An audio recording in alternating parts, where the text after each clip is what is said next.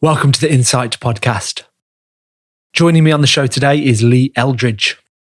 Lee is a human performance and leadership coach who's helping high performers prevent and recover from burnout. I ask him about the signs of burnout that people miss, the typical person who comes to see him about burnout and what's going on in their lives, first steps to take to recover from burnout, what works for preventing it occurring again, whether he follows his own advice and how he balances work and family, and much more. Before we start, a quick favour to ask. If you haven't already, please hit the follow button wherever you're tuning into this episode. And if you've been listening to the show for a while, I'd really appreciate it if you rated the show too. This will help more listeners discover the podcast and the insights from all of my incredible guests. So now for my conversation with Eldridge. Enjoy.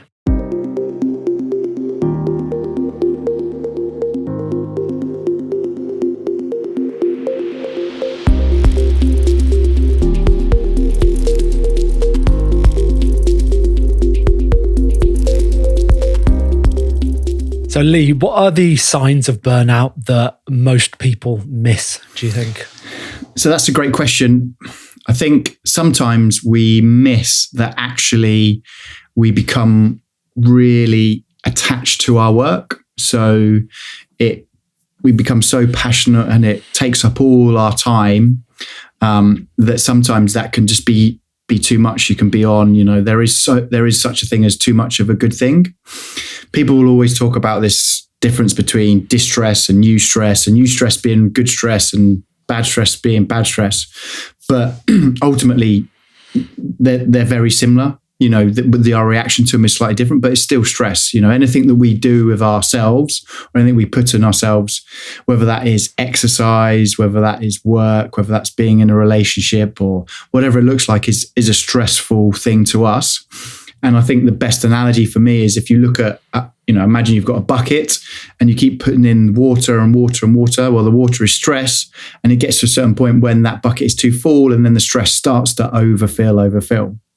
And so that can be a big one, basically, that some people just don't kind of realize that, they've just given everything to one thing. And then, that's when the signs of burnout can start to happen.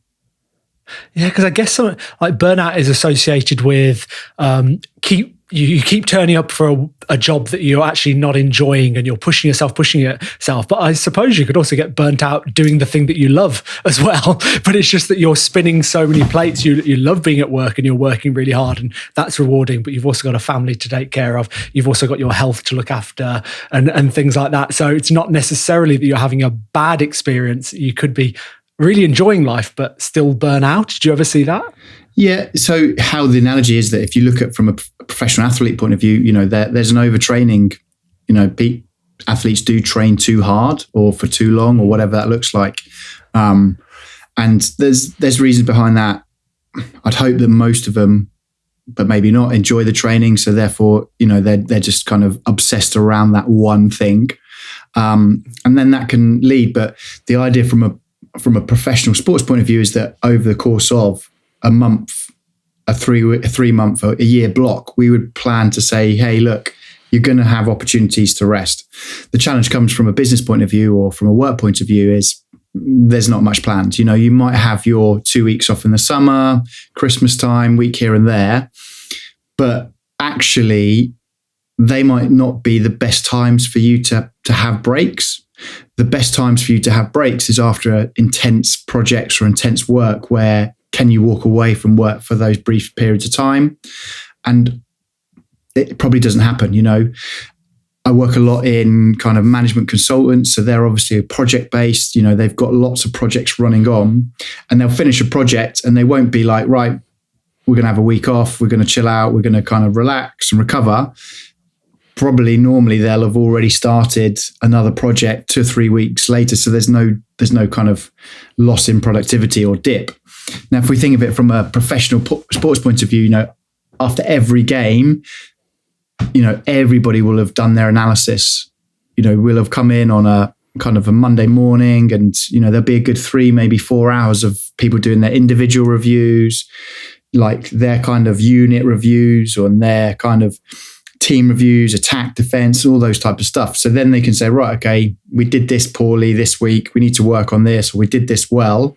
So there's this constant cycle of kind of reflective practice. And from a coach's point of view, that's kind of, I'd hope, if I look back now and, within the first probably 5 or 6 lectures of a coaching kind of education program, there will be, right, what is a reflective practice? Why do we need to do it? Why is it so important?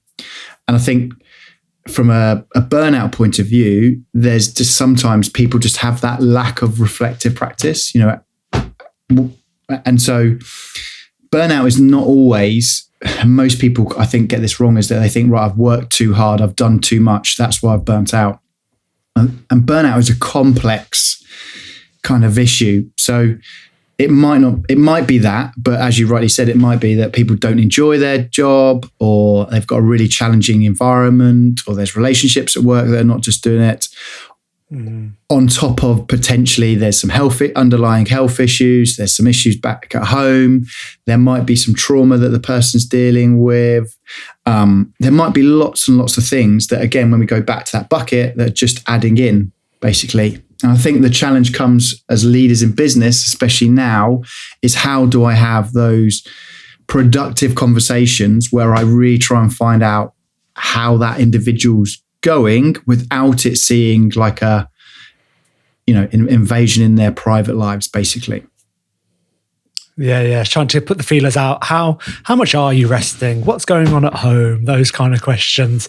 And going back to some of the stuff you said earlier, it feels like there's definitely a huge portion of the population that are resting too much. They're spending too much time Netflix and sofa and not training or whatever. But there's also a very significant portion of the population that need to be told to rest. They need to be reminded. Sorry. I would say that, just on that note, like Netflix and that, it's not resting. That's the thing that people say, Netflix and chill. It's still stimulating. You're still looking at a screen. You're still having to make loads of decisions. And I spoke to somebody the other day, is that if you think about it, I was born in the 80s. So then, I come home from school, and if I wanted to watch something on telly, I had 2 channels, the BBC or the ITV. So pretty much within a minute or two, I was watching some form of television. If my daughter comes home now, or my son comes, and they're like, right, should we watch some television? Well, hold on. We've got Netflix, Amazon, iPlayer, catch up. They could be sat there for 10 minutes deciding on what they want to watch. And I think that's the same for us, is that we have so many more choices available to us that it just adds cognitive load in all the time. And then the issue is with Netflix, and, as the CEO of Netflix said, our biggest competitor is sleep. They are trying, their shows are specifically designed to kind of, that last 5 minutes leave you on a cliff edge. And then at the bottom, it's like 3 seconds to the next episode. And you're like, I just watched it. And then it's, 1, 2 o'clock in the morning. We don't get enough restorative sleep. We come to work. And then what happens is, because we're fatigued, everything we're asked to do, or everything we do, feels harder. It just, if you are fatigued and you start to train, it will feel kind of hard. There is perceived exertion rating will go up, basically. A little tip, listeners, if you don't already know, you can switch off the autoplay on Netflix, can't you? That was a game changer for me. I think about 2 years ago, did that, stopped autoplay, because of course, sometimes I go, next episode, even though I know I should go to bed, but I've just got to watch one more episode of The Last of Us or Stranger Things or whatever it is. But sometimes just that little friction of next episode ? You kind of go, actually, maybe I'll go to bed, rather than just letting it play and play and play. And do you remember when Channel 5 came out? Oh man, it was like, oh wow, there's a 5th channel. Amazing. And I think that's and that's not just for screens, that's for everything that we do. I was thinking about, if you think of gyms, 20 years ago or whatever it is, you'd walk in, there'd be free weights and there'd be fixed machines. Now you walk into some gyms and there's free weights, fixed machines. There's also, a functional area. There's also some boxing. There's also a stretching area. There's also lots of different things that basically people walk in and are like, oh, And if you don't have a plan, and the Netflix things are here, if you don't say, right, I'm going to just watch this one episode, or I'm going to go to the gym and I'm going to train this, then, it's like going to the supermarket when you're hungry. It's like the worst thing that you can do, because you're like, oh, I'll do a bit of this, I'll do a bit of that. And then actually it's not very productive. Yeah, and all of a sudden you've chucked in way too many biscuits and chocolate into your basket than you meant to. Yeah. So that's great. And I'm wondering as well, before we move on, are there any more common signs of burnout, like things that maybe people are aware of? But I always think about how people have kind of adjusted to a new normal, haven't they? Like they've adjusted to a new normal of, this is how stressed I am. This is okay. It's just part of life. Yeah, I don't sleep very much, but it's normal. It's what I've got to deal with. And it's kind of like they've recalibrated to this new normal. And so I'm wondering, are there any other like more common things like lack of sleep, being snappy? I don't know, other signs of burnout that you see in people where it's like, this isn't okay, but maybe you've kind of lost sight of the fact that it's not okay. Yeah. So, so emotional regulation is quite a big one, whereby, you're a bit more snappy, especially, when I'm speaking to dads, sometimes that can be reflected in, some of their relationships or some of the ways they can kind of snap when they get home with their kids, even though they haven't seen their kids all day and they're looking forward to it, and everyone's tired and we're all trying to get to bed and stuff like that. So that's kind of how do we regulate our emotions? Physiologically, there's loads of things out there in terms of an increased resting heart rate, a reduced heart rate variability, key physiological indications of our resting state and how much our nervous system is, our one particular nervous system is kind of switched on and activated.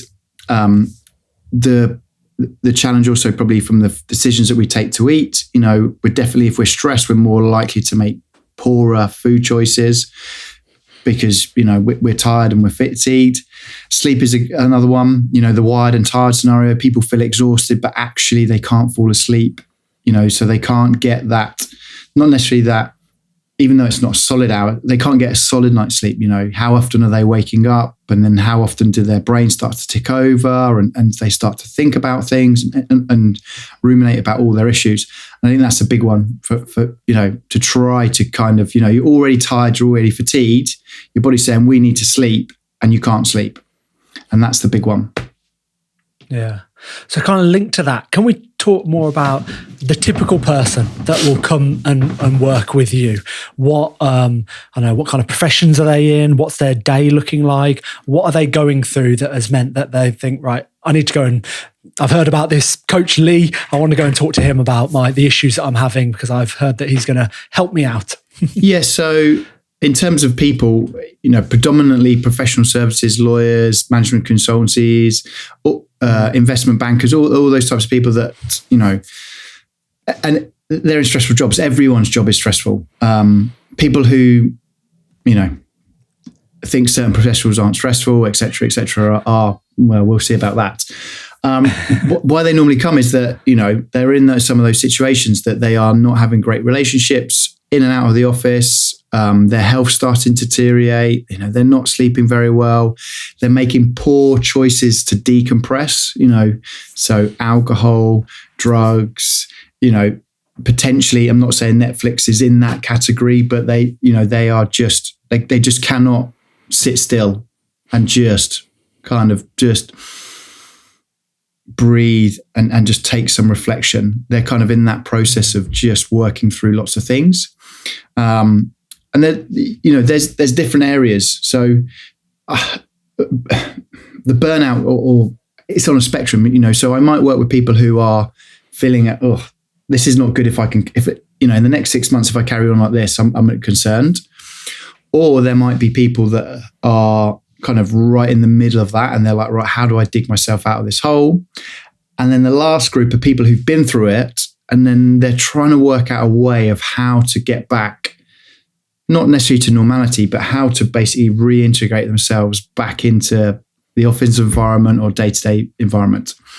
And I think that's a big challenge that companies have. You go burn out, right? They've gone away for 6 months, they come back, and then, within 2-3 months, they're being asked to do exactly the same things. that caused the issue. Basically, I think that's a powerful thing for where I work and where we sit across that broad range.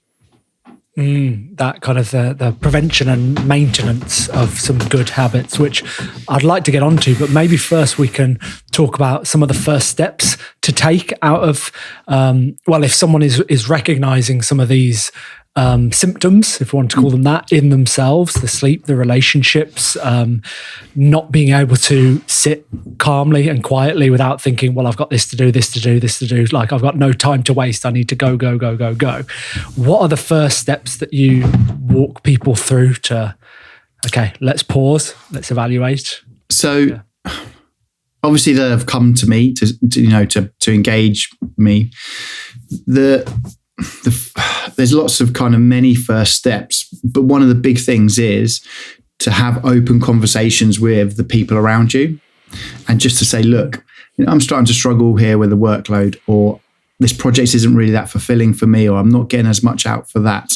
And lots of people be like, oh, I can't do that. Or they'll be like, we don't want people who are whinging about doing hard work. And what we're trying to say is to the bigger leader, or the bigger leaders in the company, is like, look, people who are happier perform well. They're more productive. They're more willing to sacrifice or potentially go a bit further for you. And I think for me, a prime example is I was on the tube going home, and there was 2 construction workers, a boss and a junior, and they were talking about, it was his son's birthday the next day, and the boss just turned around to him and said, look, I don't want you to come in tomorrow. I want you to spend the day with your son, enjoy it. It's his birthday. You don't get many birthdays with your children when they're young, et cetera, et cetera. And I could see that the other guy was pretty, taken back by it. And he was like, are you sure, et cetera, et cetera. And I thought to myself there that is a leader that has acknowledged that situation, given that guy some, feeling of kind of, or some flexibility or freedom. Ultimately, 6 months, a year down the line, when there is an issue, or when there's a project, or when something needs to be done, that person will repay them back multiple times. So what I'm saying there is, if you think about now in the companies or the organizations that are kind of, we're trying to be human-centered. So therefore we need to understand the human. So the first step is to basically communicate to people that, look, I'm struggling here. Because ultimately what tends to happen is that people who are busy, if you want something done, ask a busy person. Basically, that's the simplest thing. So people who are busy tend to get more work thrown at them, basically. And actually, that's not what you want. Yeah. Yeah, the punishment for being good at your job is more work, isn't it? Yeah, and then it's more work, it's more, and the big discussion point that we have all the time is that potentially your best performers in your company don't make your best leaders. Not every in a professional football team, your best player is not always going to be your captain. Just because, leadership is a whole different, skill set to learn. And obviously, leaders are made, not born, and all that kind of stuff. And I totally agree with it. But for some people, they don't have the appetite to be a leader. They don't want to be a leader, but, they're a high-performing lawyer. So hold on a second, you're a high-performing lawyer, you bring in the fees, right, we'll make you into a partner. Oh, now you've got a team of 5 or 6 looking towards you. You've also got to go out and get some business and also be a top-performing lawyer. Oh, that you can see there that that's a whole dump of stress into that bucket. Whereas what would be an ideal scenario is that we say, right, okay, let's assess people's appetite for leadership as they go along. Let's develop them as leaders under kind of controlled environments. And then we get into that point, basically. Yeah. I think we can probably all think of a leader that we wonder how they got to that position and how they're still in that position. Well, they're either really good at their jobs, or they've been there, they've survived. Yeah. They've just been there for 10, 15, 20 years. And they've right, every year every couple of years they've made a step up, and by default they're just there. And that's not to take it away from them, but especially with the high performers, it can be one of the real difficult things when you're a high performer and then somebody comes along and says, you're not very good at that. It can be very soul destroying. And I see that a lot in kind of the high, because, every company, or especially some of the big corporates, they have this fast track leadership program, or they have their, outstanding performer academy, or whatever you want to call it. And that just puts a lot of pressure onto that individual. But yeah. No, and I mean, go back to the first point that you made about it's just about communication and opening up, and what an important point to make to leaders and to individuals to keep talking, keep communicating. And as you said, like the construction worker, the guy that you overheard, like how much of a weight off your shoulders it is when your leader says, look, just keep talking to me. If you're feeling overwhelmed, if there's anything I can do to help you, just let me know. That's a true leader to me, rather than the leader that's like, just come on, where have you met your targets? What are you doing? Like, tell me about this. Just go. Yeah. And that's the difference. That's a manager in my eyes. That's somebody who's, whereas a leader is ultimately the person or the individual that is creating the climate for performance. And that is the clear difference.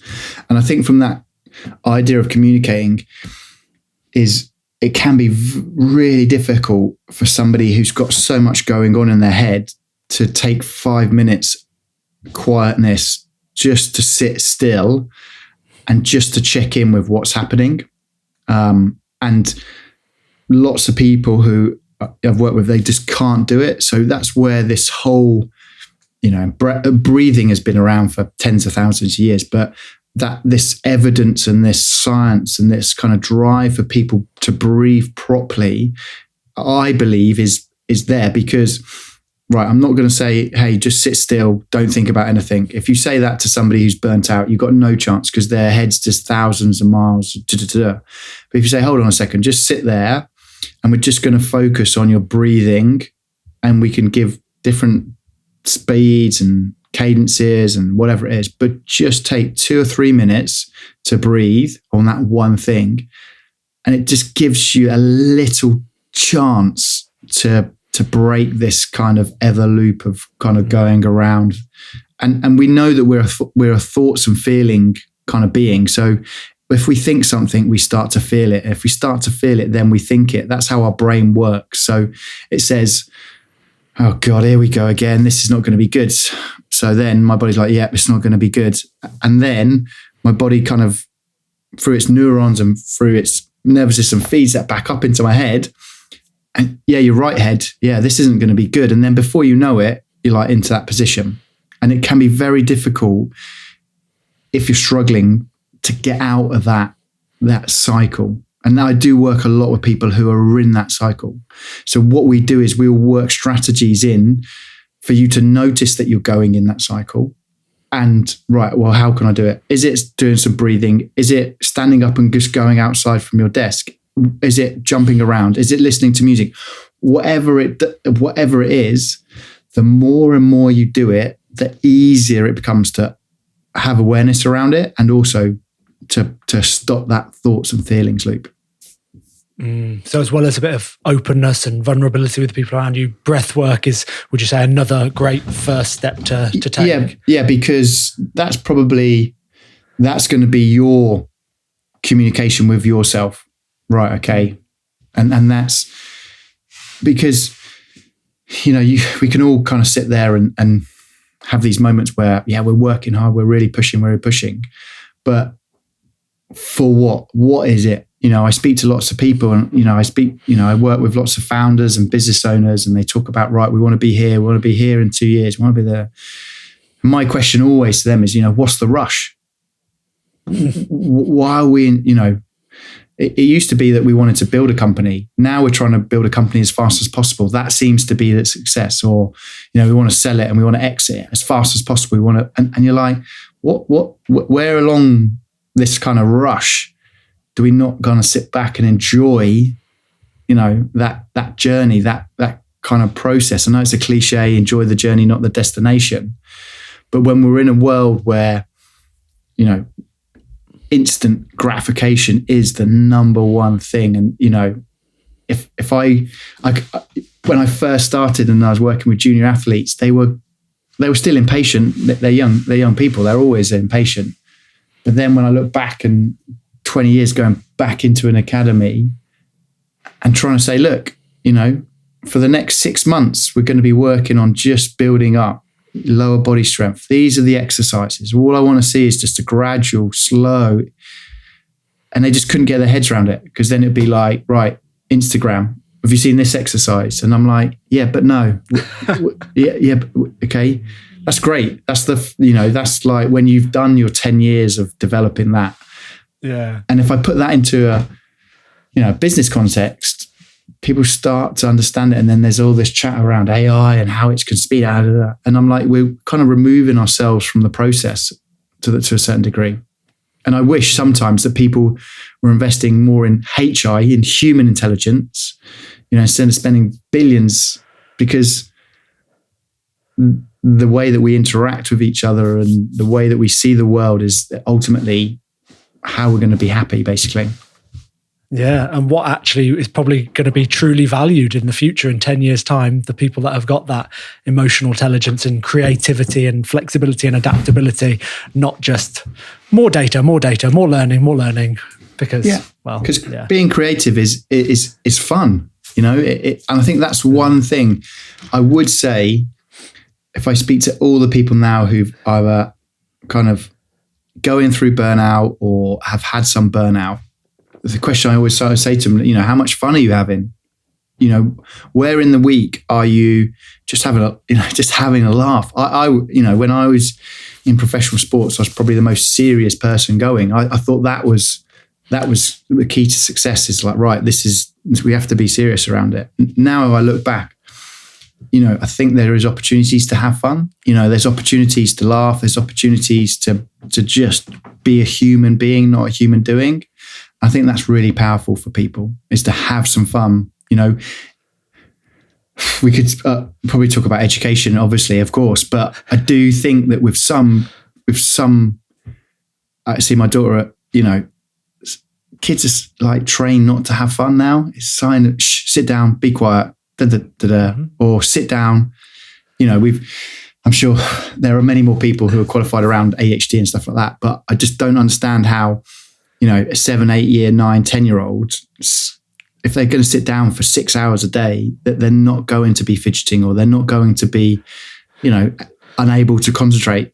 Well, they want to have some fun. They want to be kids, and that's really frustrating for me as a parent, because you're trying to kind of work it out. But yeah, that's my rant. Sorry. No. And speaking as a former primary school teacher, and us teachers feel the same as well. Like, stick a label on this child.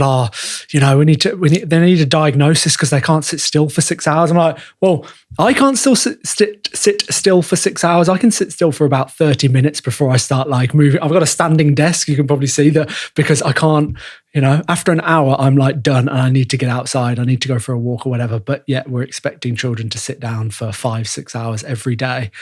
Oh, and adults, like you said, a whole other conversation. And adults, we're no different, okay? We need to move. And that's a big thing, when I talk about sleep's a big one. And, if you have children, that bedtime routine is the holy grail. If you nail it, life is pretty easy.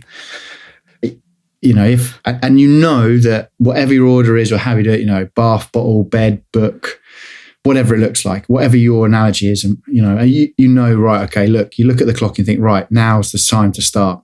And the whole idea behind a routine is to get that child who's going at 150,000 miles an hour, trashing the joint, because they're tired, to start that process of slowing down and to kind of say to their brain, hold on a second, this is our chance to say, right, we're going to go from our alpha brain waves, we're going to go all the way into our delta. And and we know if we miss that minute, that 15-minute sleep gate, then they start to wake up again, and we know we're in a painful situation. But as an adult, we just think, do you know what? We'll watch Netflix, we'll shut down, brush our teeth, get into bed, and we'll fall asleep. It doesn't work like that. We need that even more so because we've probably had more screen time, more stimulus. There's more things to think about. I'm hoping that my 3-year-old son is not thinking about what has he got to do tomorrow. He's just like, whatever. So, and that's where adults having a routine, to kind of start that de-stress point of view. And people harp on about morning routines, so important, and they are, but we know that going to bed at the same time every night is a huge performance driver by far. It's one of the biggest things that people just don't do. I see it all the time when we do heart rate variability data and we look at it and, going to bed at 10, 11:30, 1 o'clock, and it's, and you're like, you can't, you just can't you can't train and educate your body that this is how we need to recover now, basically. I mean, I don't want to speak for them, but I'm pretty sure every sleep expert, sleep doctor that I've had on the show, the number one tip they have is routine, consistency. Even at the weekend, wake up and go to bed at the same time. And of course, there's a little bit of variation in that. And of course, life will hit you with something. And of course, there's holidays and different things. But generally, if you can just be consistent, it just means that when your head hits the pillow, it's like, yeah, I know it's time for sleep now. It just becomes so much easier. It feels like we're moving into some more of the prevention and kind of like good habits to maintain, to keep burnout at bay, so to speak. So some of those routines around sleep, getting outside, moving, are those the kind of things habits that you'd want to maintain that would help people prevent burnout, perhaps? Yeah, so if I always say kind of wellness and performance are, a coin and two different sides of the same coin, basically. So, we can't have performance with wellness, and wellness is part of performance from a consistency, sustainability point of view. And over the course of the time, there's been lots of different things, but I think there's 5 big areas, and we've touched on some of them. So sleep and recovery. So what I mean is good sleep, but also during the course of the day, what are you doing to do some recovery from that perspective? Then it'd be movement, right? We are a bipedal animal. We're a hunter-gatherer. We're designed to get up, move, run, jump, How, what are you feeling yourself from that? Then in terms of, what are you eating or what are you fueling? That has a huge play on, how happy we feel about things, how well are we concentrating? Next, we've touched upon that, is how well as a human being are we breathing? We know that, my 3-year-old probably has better breathing mechanics than my 7-year-old because he's not at school. So he's not forced to sit down and compress his diaphragm, et cetera, et cetera. And then the last one is thinking for me is, how well are you kind of, unconsciously understanding what thoughts are coming into your head, what are you letting go, what's kind of filling your brain from those perspectives. And I think they're the big 5. And then obviously if they're the big 5, then there's loads of spin-offs in each of the other ones, So for example, what you eat, right? People start going down the supplement line and taking this and this type of diet, et cetera, et cetera. But really they're the broad 5 that kind of keep us alive. So from a burnout point of view, there's going to be loads of stuff coming in at the top, stress, etc., whatever that looks like.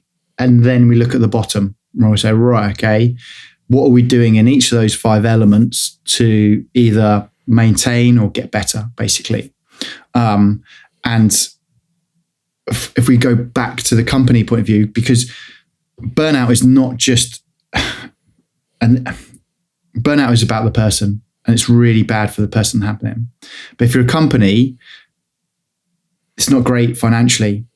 There's a huge cost. If I lose my top earner or somebody, and people say, well, we don't want to talk about it, but if I'm paying my top earner £100,000 a year, and they're bringing in, quite a substantial amount of work, et cetera, and that person's gone, there's a huge hole to fill, and you've got to find somebody to fill that hole.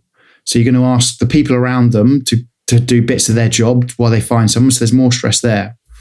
And so in terms of companies who are saying, right, we're wellness, their behaviors don't mirror that. So hold on a second, right? We're saying, for example, yeah, sleep's a really big thing. Yeah, we're expecting people to, respond to emails at 11 o'clock at night, or we're sending emails at 5 o'clock in the morning. And that's from the leaders. And you're like, right. And they're like, yeah, but people don't have to read them. But I'm like, yeah, people do read them. You don't, if you have a phone and you have WhatsApp or whatever, and you see all the messages come through, even if you don't look at them, you're in your head, you're like, right, I've got that message from my mate. I wonder what he's on about or what's going on there. And you will have a little bit of cognitive load and you'll think about that. So it's a process. And so the best companies I've worked for realize that the worst companies that I've seen, and it's been demonstrated, is this idea of, right, it's the survival of the fittest. If you go through burnout and you leave, tough. If you manage it, you can control it, you've made it to the echelons, basically. And I just don't think from a human-centric point of view that that's the way to go, personally. Feels like a Elon Musk view of company, the way to run a company, doesn't it? But yeah, of course, it's in the interest of the company, isn't it, to look after their staff? And I feel like it looks like it's being talked about more, on LinkedIn posts, and people that work for companies say, oh yeah, we had some training on sleep and we've had the training on this and that. And it's like, okay, great. If it's not just a tick box exercise, as you said, if it's not just this is what we do for our employees, and actually their actions don't reflect that. I mean, coming from education, I'm sure other people as well in whatever sector they're working in have seen when their organization talks the talk but doesn't walk the walk. Like they don't actually reflect the values that are on the website at all.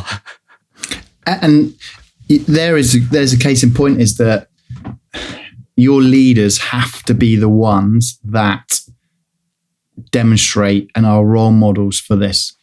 And I think the challenge comes from where in certain companies, however big or small, does this wellness piece sit? So is it HR? Is it learning and development? Is it one particular kind of senior leader has an interest in wellness or has gone through burnout? And I think that becomes a challenge in itself, right? About how can we actually make changes?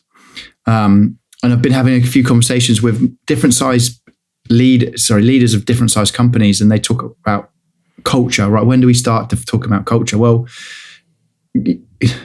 culture is not something, right, we're going to have a culture today. Culture is ingrained. It starts from day one, basically. It's pretty simple. If you don't assess it or don't look at it, then that's the way it goes. But the more people in the company, the harder it is to change that culture. If you look at a big, one of the big fours that have got potentially 17, 20,000 people, to shift that ship, a quarter of a degree is a big thing, because it's got to go through so many levels of people agreeing to yep. Whereas obviously if you're a smaller company, a bit more agile, and you can make these changes. But I said, like, if you don't assess it now, and you go from 50 employees to 100 employees, you don't just double your problem, you quadruple them. And so I think that's a point in place whereby, I have conversations and I'm like, right, it's a bit of a grey shade area when I say, right, how many of your staff have burnt out last year? And they're like, they don't want to say, right, 10 or 20 or whatever it is, because it doesn't look good for them. But what I'm trying to say is that, again, if it's a problem, don't right, we're going to do a sleep workshop. That'll be that's the solution, right? Okay, is it? No. What's causing the problem? What's causing these people to walk out?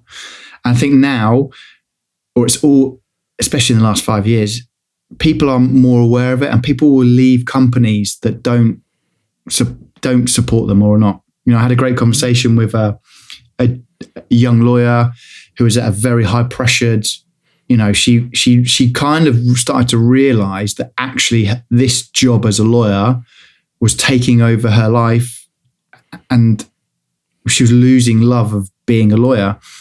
And she's like, right, I stopped. And she found out, she left as a high performer, and she went to another firm that, were very much more inclusive, et cetera, et cetera. And I think that's a really important piece. I think it probably goes back from an individual point of view, is sometimes with people, they believe that it's the job that's the problem. So what they'll do is they'll change jobs. Maybe you've seen it as in teaching. Oh, it's the school, and I'll change school and it'll all be good. And then they change school, and then 18 months, 24 months down the line, exactly the same things are happening. It's the individual. So you've got to have that clear thing. And I think I'd probably go back, once we've kind of started that process of awareness, a lot of the work I do with people is saying, right, where do you see, feel, and want to be in 5 years? Okay, is that clear? So, if we're elevator pitch, if I gave you a minute, you could be pretty clear and say, right, in 5 years, this is what I want to be thinking, this is what I want to be feeling, this is what I want to be doing, et cetera, et cetera. Once you get that in your head, body, and brain, and then you kind of work your way back, what we can do is we can say, right, okay, well, that's 5 years away. Well, what does a year away, et cetera, et cetera. And then we can go, right, what does the next 90 days look like? Right, what do we want to achieve in the next 90 days? What do we want to achieve in the next 30 days? Right, now, on a day-to-day basis, what are the things that we need to be doing to push you forward? Because ultimately, we can't really control what's going to happen in 5 years, but we can influence what's going to happen to us today around those 5 kind of areas, like how well did we sleep? How much movement have we got? How well have we eaten today? How well are we breathing? And what has our thoughts been like? And I think the commute, people who work in offices, they were always like, oh, the commute. But traveling home is a fantastic opportunity to just have some reflective practice, whether it's on a train, tube, bus, car, bike, whatever it is. You can just say, right, okay, well, those 5 things, how well have I done them today? Right. Where along the lines? So, okay, I ate lunch. That was crap. I had a really bad lunch. Well, okay, why is that? Well, because I didn't make my own lunch. Right, okay. And then we say, right, okay, well, can we make lunch 3 times a week? And all this type of stuff. And people are like, oh, that's wasted. That's not going to stop burnout, blah, blah, blah, blah. No, it's not. But what it's going to do is it's going to, instead of you just saying, no, it's not my problem. It's all work. So I'm too stressed. That you take ownership back of your actions from a day-to-day point of view. And the small steps add up to make a big difference. So I want to know, Lee, whether you follow your own advice. No. What are you doing to balance family and career under those 5 pillars, if we want to call them pillars? Yeah. So I think it goes back to those 5. And so I try to do some form of movement every day. Sometimes it doesn't happen. But there will be some form of movement in terms of, so if I can't go out for a run or go to the gym or whatever it is, right, can I do some form of stretching? Can I do yoga? Whatever it looks like. So I try to tick that off. In terms of kind of from a food point of view, what I've really realized is one of the best way for me is to be quite boring in terms of, right, eating the same breakfast, pretty much the same lunch, and then dinner might be kind of, whatever it looks like. That, and all I'm trying to do there is just reduce the decisions down from that perspective. In terms of thinking, that's I'm still on this journey from a meditation, mindfulness point of view. I'm still kind of working my way through that one. I think that's something that we don't all go through, but it's not something that you can say, right, I've cracked meditation, that's it, done. It doesn't work like that. Breathing, I think,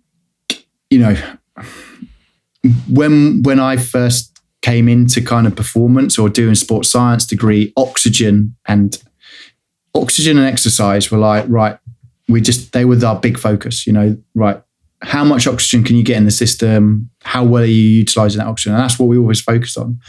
And then obviously kind of 2015, 16, this interesting character Wim Hof come along and kind of started doing some breath work. And then it's kind of, right, oh, hold on a second. And now kind of this CO2 tolerance or carbon dioxide tolerance has come into play.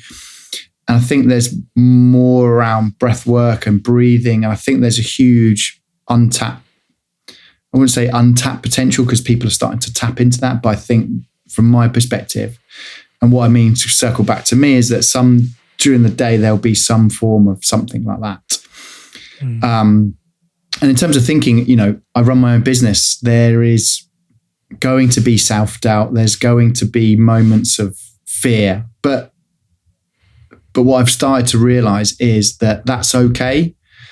I think that sometimes with self-doubt, it's seen as a hugely negative thing. But ultimately for me, self-doubt is knowing that actually you're starting to get out of your comfort zone. You're actually starting to put yourself into positions that feel uncomfortable and you doubt whether you can do it.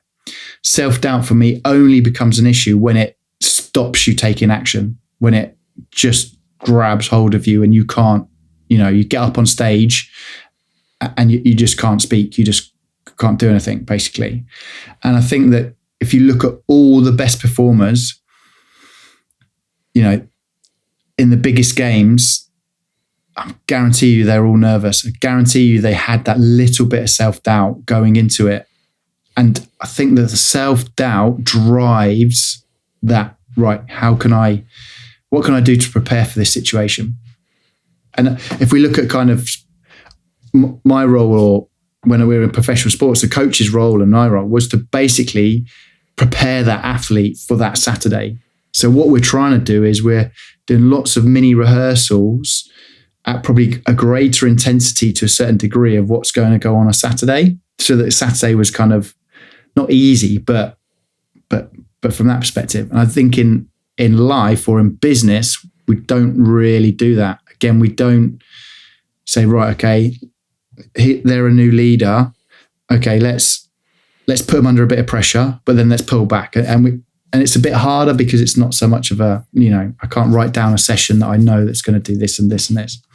So they're the kind of things that I try to do. Yeah. I'm not perfect. But what about with family? And you said you've got 2 young children. How do you, balance that and make sure, because there must be, as you said, you're only human. There might be times when you get home and you're tired and you're impatient and I know a client's cancelled, whatever it is. And how do you stop that from ever going on to your partner or kids? Yeah, so we will all have moments where we lash out or not, verbally or whatever it looks like, or lose it, and I think they're kind of reflections, right? Okay, hold on a second. Right. That's happened because of, and that's a bad thing I think that's happened, is that sometimes, when we don't have emotion regulation, we overreact or we're in a mood or whatever it looks like. Normally the person who gets that is not the one that's created that anxiety or that fatigue or whatever it looks like.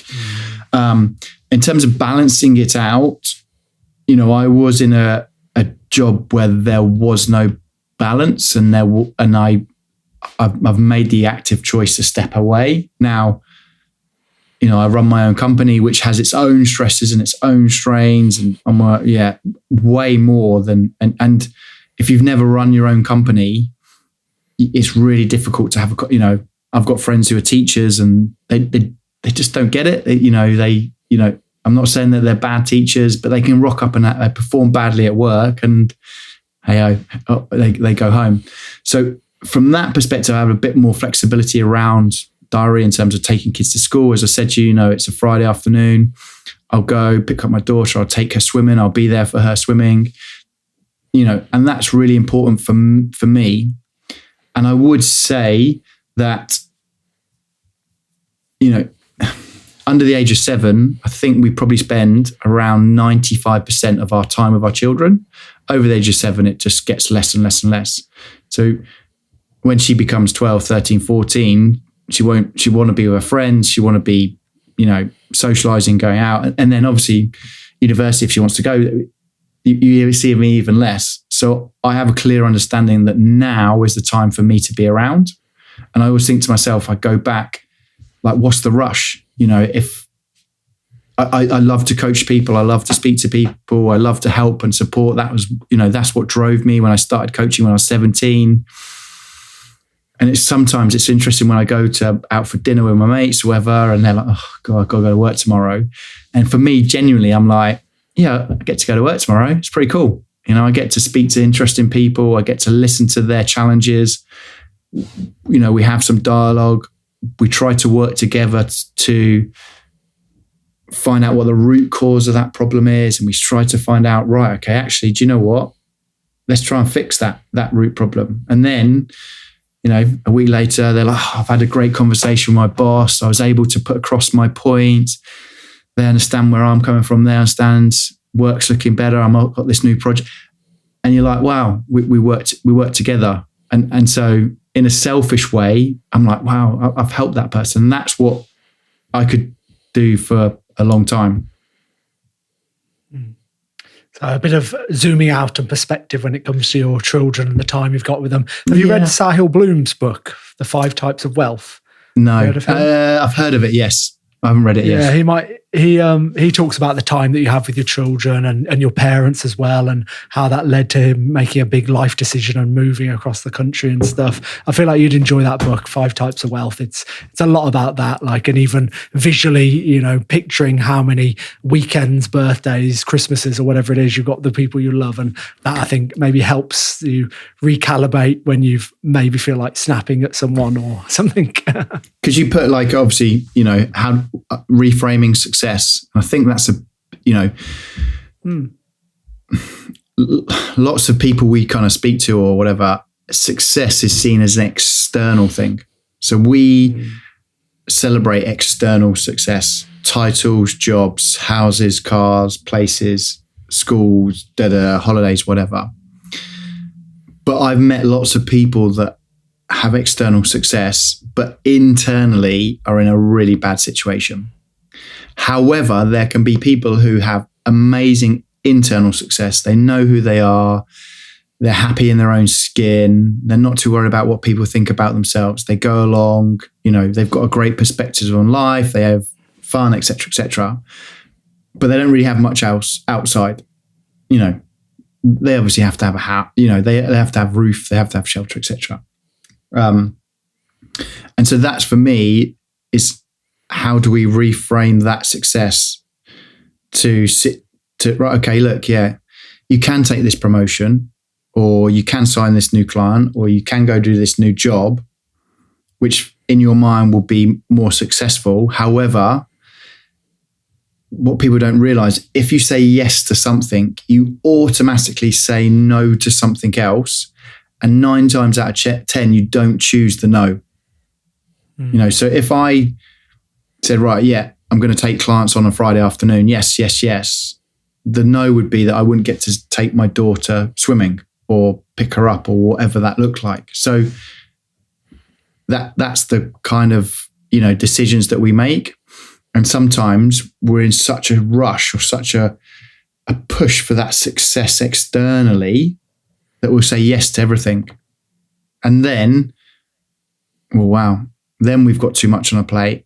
Then from a burnout point of view, the stress is because we've taken on too much too soon. We haven't adapted to that stress. Yeah, but the people around us, society rewards the first person's version of success and not the second, because they can't see what's going on inside. But of course, it feels like that's what we all want, isn't it? We all want that internal success of being calm, content, present with people we love. That is the goal. And I think that the internal stuff, if you have internal success, the external stuff, it will come. It will come. People want to be around you more. You'll develop stronger relationships.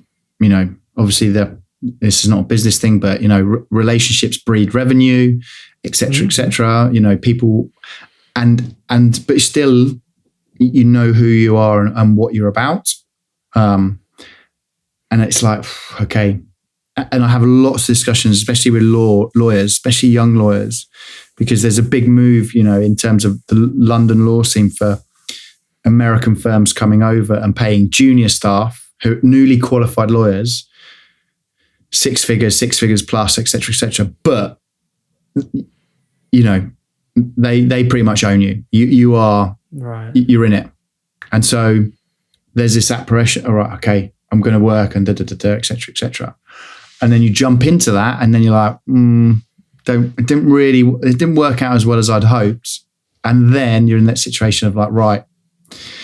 So what I'm saying is that for me, it's for people to get a lot clearer on terms of, right, okay, what type of parent do I want to be? What type of husband, wife, etc. You know, what type of employee do I want to be, or what type of colleague do I want to be?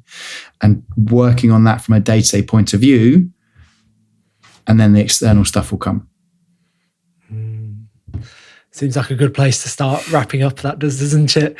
Thanks so much, Lee, for taking the time on your Friday afternoon You're welcome. Before you head off to pick up the daughter from for swimming. Yes. Yeah, exactly. Thank you. I You're do welcome. ask 3 quick fire questions to finish off. If you've Go got for it. 2 minutes.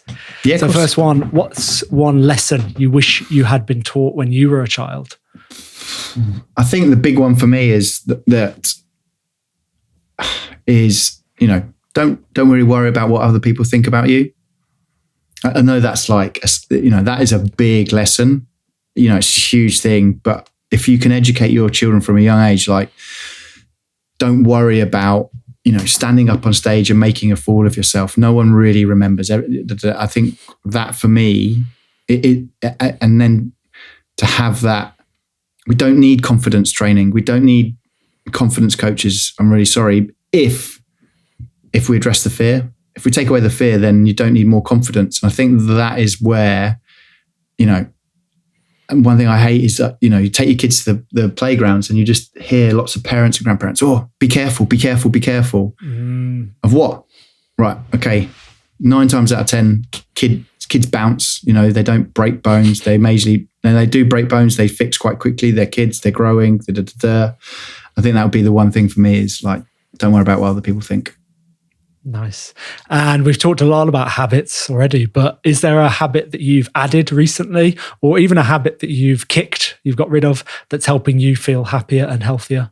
So I ran my first marathon last year. Nice. And so for me, one habit that I'm trying to get in is I'm trying to do more mobility and more stretching. So of an evening, instead of just, you know, watching a show or whatever, I'll be doing kind of 10, 15 minutes of stretching or mobility work every night. And so that's been a bit of an interesting kind of process for the last 3 or 4 months. And I feel much better for it from a movement point of view. So that's one habit that I've kind of ingrained now. And it's not really a habit, it's just life. And the last one, if you could give everyone in the world one book, which book would you give them? That's a great question. There's so many, but probably The One Thing by Gary Keller is an amazing book. Because again, we have so many things going on. We have so many things that we could do, but what is the one thing that you need to do that'll have effect on every other? You know, so, and I think that's a big factor. You know, right, well, if I do go running, or if I do go running 3 times, that'll have an effect on all the, you know, I'll be breathing better. I'll probably not start to, you know, drink so much, or I'll start to think, right, actually, how can I eat better to fuel myself? All that, and it's like, what's the one thing? And it's a great book. It's not that big. It just talks you through the steps of the process there. Nice one. Haven't heard of that one. I'll check it out. Good. Cool. It has been a pleasure to meet you, to Likewise. chat about all things burnout, habits, health, sleep, all the good stuff. So yeah, thank you again, Lee. You're welcome. Thank you for tuning in. I hope you found my conversation with Lee insightful. If you did enjoy the episode, please share it with friends, family, and colleagues who you think would find it helpful too. You can also support the podcast by following and rating the show on whichever app you're listening on. Thank you again, and I look forward to bringing you another episode soon.